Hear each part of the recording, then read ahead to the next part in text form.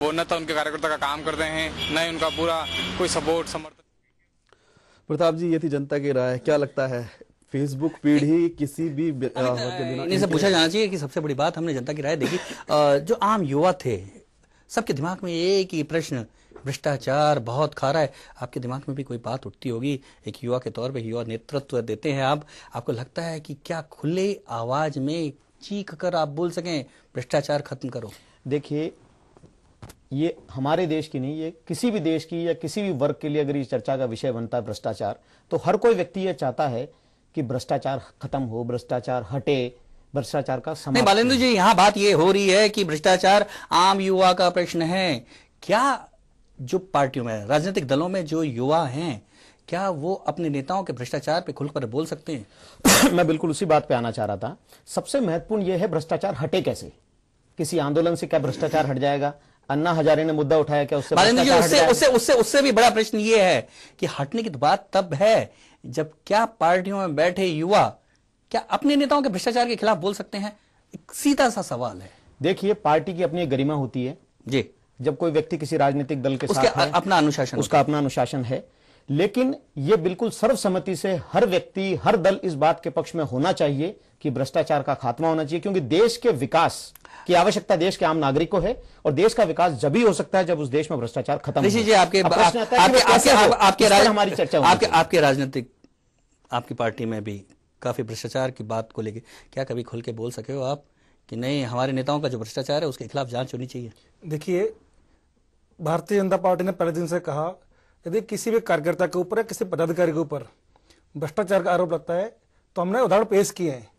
एक छोटा सा उदाहरण, हमारे जब नानाजी देशमुख और पंडित दीनदयाल उपाध्याय मार्केट के सब्जी लेने गए और उनके जेब में 4 पैसे थे, एक खोटा सिक्का उनकी जेब में रह गया था, गलती से सब्जी वाले के पास चला गया। पुराने जमाने की बात, प्राचीन राम के समय की बात नहीं, अभी की बात बताइए। अभी तमाम नेताओं पे भ्रष्टाचार के आरोप हैं। क्या युवा मोर्चा ने कभी मांग की कि नहीं, इन भ्रष्ट नेताओं को कम से कम तब तक के लिए हटा दिया जाए जब तक कि उनके ऊपर आरोप हैं? क्या लगता है मन में? देश के अंदर भारतीय जनता युवा मोर्चा, भारतीय जनता पार्टी इस देश के अंदर एकमात्र सी पार्टी है जो भ्रष्टाचार के खिलाफ लड़ रही है, संघर्ष कर रही है, संसद से लेकर सड़क तक। इनका कहना है कि हम तो भ्रष्टाचार के खिलाफ लड़ रहे हैं और सारा भ्रष्टाचार आप कर रहे हैं। देखिए, प्रश्न आरोप प्रत्यारोप का नहीं है, महत्वपूर्ण यह है कि भ्रष्टाचार हटे कैसे। चर्चा उस मुद्दे पर होनी चाहिए। अगर मैं इन पे आरोप लगाऊं या ये मुझ पर आरोप लगाएं, हटेगा तो तब जब युवाओं को बोलने दिया जाएगा। मैं उसी बात पर आ रहा हूं। हर राजनीतिक संगठन में युवा वर्ग भी है, जैसे ये युवा मोर्चा से संबंध रखते हैं, मैं यूथ कांग्रेस से संबंध रखता हूं। मेरा व्यक्तिगत सुझाव यह है कि पार्टियों को बिल्कुल पहल करनी चाहिए, युवा संगठनों को पहल करनी चाहिए कि वो अपने शीर्ष नेतृत्व से मिलें, बात करें और इस बात पे बल दें कि अगर कोई भ्रष्टाचारी व्यक्ति है, उस पर आरोप सिद्ध होता है तो उसके खिलाफ कार्रवाई होनी चाहिए। देश है, देश में कानून प्रक्रिया है, उसके तहत जाना चाहिए। अच्छा, जो आरोप आंदोलन उठा लेने मात्र से भ्रष्टाचार खत्म हो जाएगा देश में, मैं इस बात से सहमत हूं। जिन नेताओं के खिलाफ आरोप लगे हैं, क्या उनकी भी जांच होनी चाहिए? बिल्कुल। अगर कोई नेता किसी आरोप के दायरे में आता है और उसकी एक प्रक्रिया है तो उस प्रक्रिया के तहत उनकी जांच होनी चाहिए। अभी तमाम आरोप जो राहुल गांधी पे, रॉबर्ट वड्रा पे और तमाम नेताओं पे जो लग रहे हैं, नवीन जिंदल पे लगे, क्या इन सब की भी जांच होनी चाहिए? देखिए, महत्वपूर्ण ये आरोप क्या है। ऐसे कोई किसी, आप मुझ पे आरोप लगा दे, मैं आप पे आरोप लगा दूं, और जैसे आज आरटीआई है, आरटीआई बहुत महत्वपूर्ण चीज थी, लेकिन देखने में ये आ रहा है कि आरटीआई का उपयोग कम और दुरुपयोग ज्यादा हो रहा है। किसी व्यक्ति आरटीआई का काम लेने से ज्यादा उसमें किसी को परेशान करने के लिए इस्तेमाल किया जा रहा है। आरोप क्या है, किस पर है, ये महत्वपूर्ण नहीं है, क्योंकि अगर किसी बड़े नितिन गडकरी के मामले में क्या कहना है? तो कितने नितिन गडकरी पे जो आरोप लगे उसके मामले में क्या कहना है? देखिए, उन्होंने जिस दिन आरोप पार्टी ने लगे, किसी व्यक्ति ने लगाए, उन्होंने फर्स्ट डे कहा कि मैं जांच के लिए तैयार हूं। कांग्रेस सरकार है, जांच तक के लिए उनको पद से हटा देना चाहिए। मैंने कहा ना, आरोप लगा देने से कुछ नहीं होता। उन्होंने पहले दिन ही कहा कि इस मामले पे आप दोनों सहमत हैं कि आरोप लगा देने से कुछ नहीं होता, इसलिए आरोप पे ध्यान नहीं देना चाहिए कुल मिलाकर। लेकिन बालेंद्र जी, सबसे बड़ी बात ये आती है, सबसे बड़ी बात ये आती है कि आम जनता तो केवल आपके द्वारा लगाए गए आरोप ही सुनती है, पॉलिटिकल पार्टी के द्वारा, और उन्हीं के बीच में से डिमांड आती है कि इस्तीफा दे दिया जाए। आम जनता ठगी सी ठगी महसूस करती है कि एक आरोप लगा रहा है, फिर इस्तीफे की मांग कर रहा है। तो क्या ये इस्तीफे की मांग और आरोप ये सब गलत है? देखिए, इसमें क्या है कि यदि एक कोई भ्रष्ट है तो सामने वाले यदि ईमानदार है तो उसके ऊपर किचन फेंक दो आप, तो वो भी गंदा हो गया। तो वही परंपरा जिसके अंदर कुछ लोगों ने खड़ी कर दी है कि हम तो भ्रष्ट हैं ही, सामने वाले को तो फेंक दो आप, वो भी भ्रष्ट हो गया।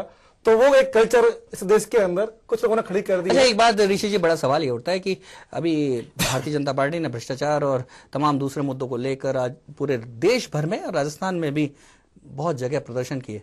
14 जगह तो आपके प्रदर्शन हो नहीं पाए, बाकी जगह पे भी भीड़ नहीं जुट पाई, युवा तो बिल्कुल गायब था।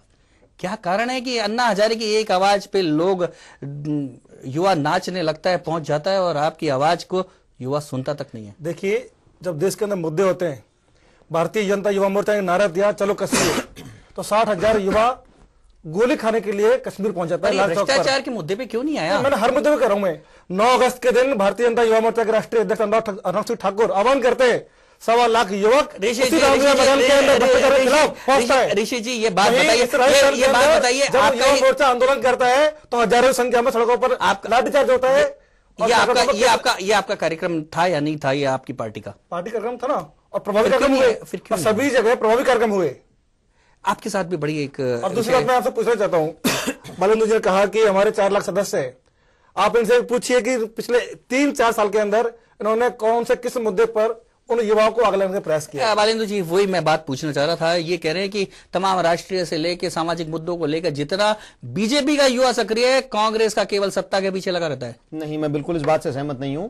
देखिए, जब किसी राजनीतिक संगठन का, युवा संगठन की आप भागीदारी की बात करें, जैसा कि राजस्थान में कांग्रेस सत्ता पक्ष में है, जब कोई पार्टी सत्ता में होती है तो उसका अग्रिम संगठन सम्मेलन करता है, और जब कोई राजनीतिक पार्टी विपक्ष में बैठी होती है तो उसका राजनीतिक अग्रिम संगठन आंदोलन करता है। आप मैं इसी बात पे आना चाह रहा हूं। विपक्ष में है, दोनों के अपने अपने तर्क हैं, अपने अपने तरीके हैं जो आप यहाँ पर बता रहे हैं, लेकिन सबसे बड़ा सवाल ये आज भी यही बना हुआ है कि युवा आप पॉलिटिकल पार्टियों से दूर क्यों होता जा रहा है। इस पर चर्चाएं चलती रहेंगी और तमाम हर तरह के अपने अपने दावे, अपने अपने तर्क गढ़ते जाएंगे और बताते जाएंगे। आपकी भी जिम्मेदारी है और आपके जो साथ के दल वाले हैं उनकी भी जिम्मेदारी है कि इसको किस तरीके से पेश किया जाए, किस तरीके से बताया जाए कि युवा आपसे दोबारा से जुड़े। इस पर हमारा चर्चा और फिर इस तरह के तमाम चीज़ें चलती रहेंगी। फिलहाल हमारे मुद्दा आज के कार्यक्रम में इतना ही। हम अपने दोनों मेहमानों को धन्यवाद देना चाहेंगे और HBC न्यूज़ पर खबरों का सिलसिला जारी रहेगा। आप बने रहिए HBC न्यूज़ के साथ।